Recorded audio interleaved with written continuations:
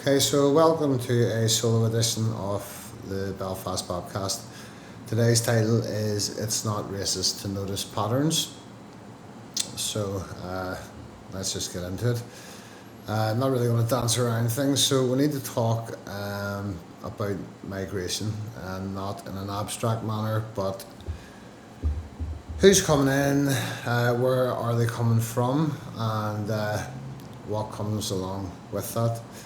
And because if you dare talk about patterns, now, trends, facts, crimes, data, you're branded obviously a racist or a xenophobe or worse.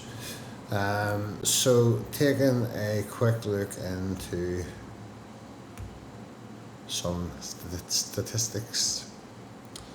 So in the UK alone, according to government data, Albanian nationals are being arrested in England and Wales at a rate of 210 times per 1,000 people. That's nearly 18 times the arrest rate of UK citizens. Sexual offences, foreign nationals are 3.5 times more likely to be arrested for sex crimes than UK citizens. That's not a vibe, that's not a myth. That's unfortunately Home Office data. Now, conviction rates by nationality. So Afghanistan and Iranian nationals were found to have conviction rates 20 times higher than British citizens for sexual offences between 2021 and 2023. Specific numbers in 2024, convictions per 100,000 population. Foreign nationals overall, 5.75 per 100,000, and British citizens 1.77 per 100,000. So foreign nationals convicted of sexual assault on a female at nearly 2.24% higher rate. Now, obviously, we're not saying that these issues are not in the indigenous population. Obviously, violent crime, sex crime, all these things were here long before net migration. However, it seems like a lot of the people that we are bringing in, the young men, and the cultures and the backgrounds that they're coming from, don't really align with the majority values that we would have in the United Kingdom or Ireland or whatever you want to refer to it as. Now,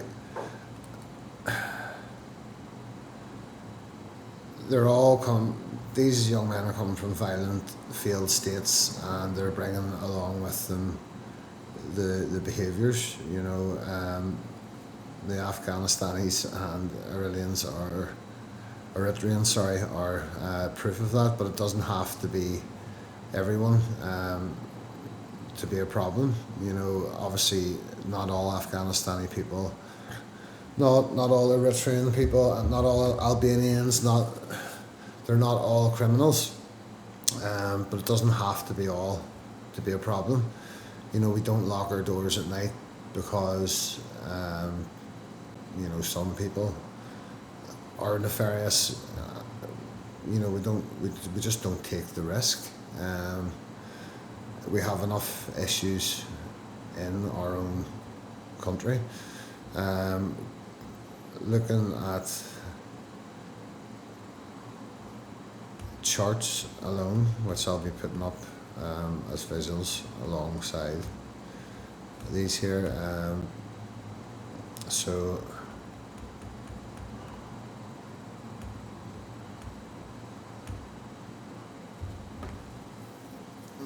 sexual offences rate per 100,000 is significantly so. The British citizens are falling under 2, and foreign nationals are just under 6.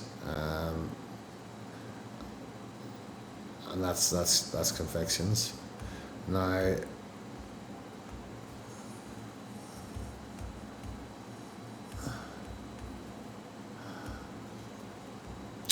so incarceration rates per 1,000. So per 1,000 people, Albanians equate for about 60 per 1,000. Jamaicans are about 15 per 1,000. Irish, single digits, Romanian single digits, Poles single digits, and British single digits.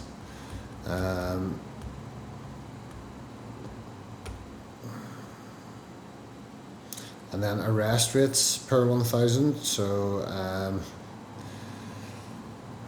just over 200 per 1,000 for Albanians, just over 100 for Afghanis, just under 100 for Iraqis, just above 10 to 20 for British. And I mean, these are clearly alarming statistics. Like, why would we be willingly bringing in criminals?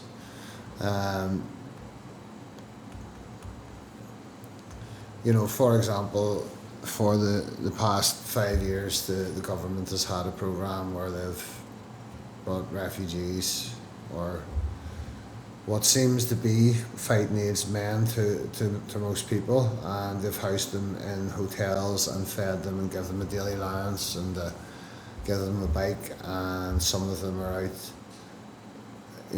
working also illegally.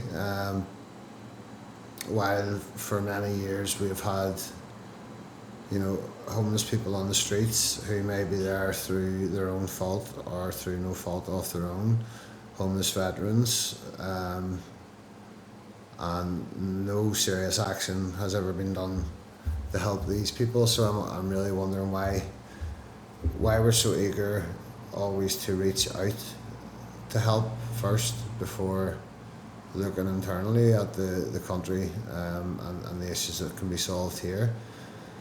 I mean, the mental health crisis alone, as has been talked about in nearly every episode, is through the roof, and there's no services there for anybody to really engage with, because there's no funding, because everything is stretched to breaking point. There's not very many politicians speaking up about it, and anybody who speaks up about it from the general public are labelled racist or xenophobic or Nazi or whatever. But the truth is, there is a problem, a clear problem, and the government statistics alone show this. So how are we not supposed to notice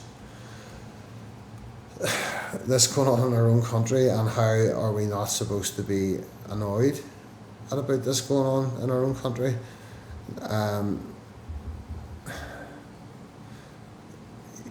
It's, I think we tolerate it a lot, and we do tolerate it a lot, but when it comes to our women and when it comes to our children, and it seems to be that certain groups are statistically more dangerous towards them, well, we want to protect our women and our children from those groups. This isn't about skin colour. It's about culture, and it's about allegiance, and it's about the truth, which no one's going to silence on this podcast, unless you put a bullet in my head. You want to live here, that's entirely fine, but you need to respect the values of those who are already living here. And you can't come here. Obviously you want to keep a hold of your culture, that's fine, but you can't try to reimagine that culture in this country, because this is our country, and that's not a racist statement. We were born here and we grew up here, and there's many people of colour who have been born here and grew up here, and it's every bit as much their colour, or every bit as much their country as well. We don't want we don't want to continue to import this dysfunction into the country. There needs to be checks and balances. I'm not sure what the answer to that is. I sure as hell know that the reaction in Ballymena of burning out houses, etc., is not it. You know, you can't have people afraid in their houses, and you can't have people of other skin colours, etc., you know, afraid to go to sleep at night, and they're maybe paying into the system, they're maybe helping. You know, we need to be accountable for our actions too, and how we approach it, and we want peace, real peace, not appeasement. And if that means putting up borders, you know, vetting, being a bit more rigorous, well, so be it. Or if it takes me to come on here and call out a few patterns and read out a few statistics like a big dum-dum, so be it. But look, this isn't going to change until everybody starts voicing how they feel about things, and you know, it's okay to notice patterns. It's not racism. And thank you very much, obviously, for listening to me today. And I hope this has been balanced, and I hope it's been clear that it's not coming from any form of racist perspective, but it's not racist to notice patterns. Please like and subscribe if you're watching this on YouTube. And this has been the Belfast Bobcast, a solo Belfast Bobcast, and thank you very much. Yo, you know who it is. Griddle's hot, rumors fly, but the bops still banging. Let's go! I'm the black man, Belfast, born and bred, flipping fried eggs while they talk on threads. They tweet that beef, but I bring real meat, bacon stacked high, bap game elite. They chat like they know me, they don't know jack.